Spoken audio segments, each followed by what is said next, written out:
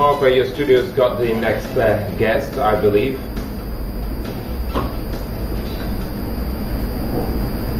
Yes, we do. Thank you, Sulaiman. I have with me Mr. Daniel Bwala, who is a legal practitioner and member of Lincoln's in London. You're welcome to Sunrise Daily. It's my pleasure. Thank you for having me. Yeah, first of all, let's start with this whistleblowing policy. What is your take on it? I'm sure you heard Mr. Adegborua. Do you agree with him? No, I don't. I do not agree. Well, I agree partly, but I do not agree entirely.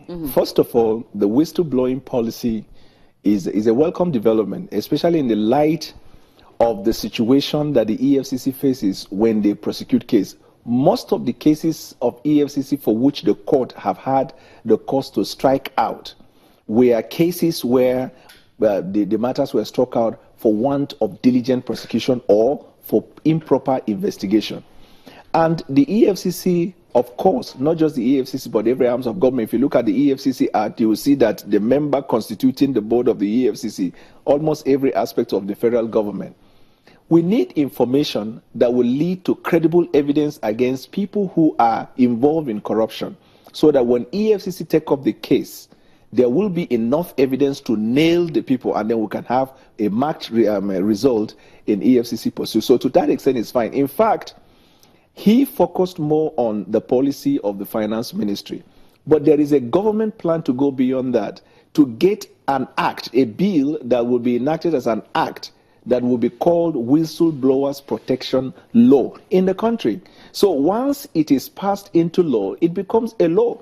Now, what we need to understand about the whistleblowing is whether it relates to private sector or public sector or matters that are purely civil or criminal. For example, with whistleblowers protection law, don't forget that we have it in other jurisdictions. We have it in Canada, you have it in some parts of the UK, you have it in the US, and it has been very, very successful. If with whistleblowers protection law in Nigeria, for example, companies that we find people who act as board of directors or management officers in the company who have been involved or engaged in corrupt practices with politicians, for example, with the whistleblowers protection law, employees in those companies can give out information and they will be protected by law. I think it's important that you've mentioned that it is law. I mean, when you talk about the whistleblowers protection law, right. But what we have right now is a government policy, and that's what he's talking about. He's saying this has no backing in law. Where is this going to be situated? How are you going to justify this in a court of law, for instance? Do you share his fears? Well, we have to understand probably the nitty-gritties of the policy. Is the policy suggesting that information gathered from whistleblowers cannot be admitted in court? You said something very important in your conversation with him, the provision of the law. How evidence is obtained is irrelevant, but the relevancy of the evidence to a case is what matters in law. So if you get the information, for example, from a private citizen who supplies the information for the government, let's say matters relating to finance ministry, if it involves crime, the finance ministry will turn over this information or document to the law enforcement agents that are responsible with, for prosecuting cases in relation to that. That information will be useful. But this policy could be dead on arrival if somebody decides to challenge it in a court of law, you don't think? What is the basis for the challenge? It's a policy, it's not a law. Government is empowered by law to come up with policies, as long as the policies are not inconsistent with extant laws. Tell me the policy or the extant law that this policy is running contrary to. Well, we'll take a moment on that note and explore it a little further when we come back from this break. Do join us again.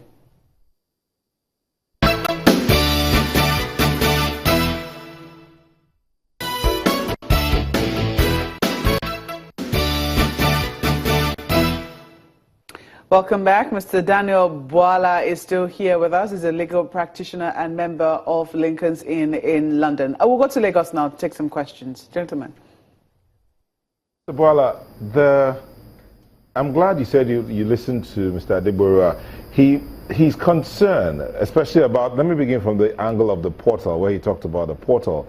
His concern is who is in charge of that portal. For one, when I mentioned also that the minister said they're working with the Attorney General of the Federation, he says the Attorney General doesn't have investigatory powers.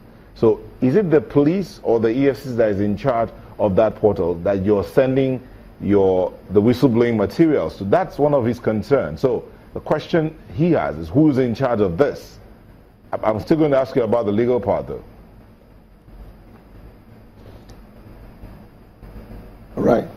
Right. First of all, anybody can have a portal and call for information, from members of the public. And secondly, if you look at the EFCC Act, the ex-official members of EFCC are members of almost all the federal government agencies. And so, technically, any of the ministries or agencies of government that is an ex-official member, as contained in the EFCC Act, can, in part, work with EFCC in achieving the overall objective of the government. So if the finance ministry, for example, is the one running the portal, it is lawful, it is legal. The portal simply is a website where information can be delivered or received from members of the public. Now, when you talk of investigation, even though by law, it is the law enforcement agents like either the EFCC or the police that is taxed by law, to carry out investigation. But there is a quasi-investigation that ministries and departments of government can do. So I want to be careful in saying that the creation or the existence of the portal is not a suggestion that the finance ministry is acting as the investigation agency of the government. That portal exists only to collect information. About the legal side of it, the legislation. Now, I do know that the Whistleblowers Protection Act or bill is gone through the second reading on the floor of the Senate. It was first proposed in 2008. But how would it work? Now that the minister has announced this, the whistleblowing program, the law has not been passed, or the bill hasn't passed, even though it's gone through the second reading. But how would the whistleblower be protected as we speak? Because I do know of someone who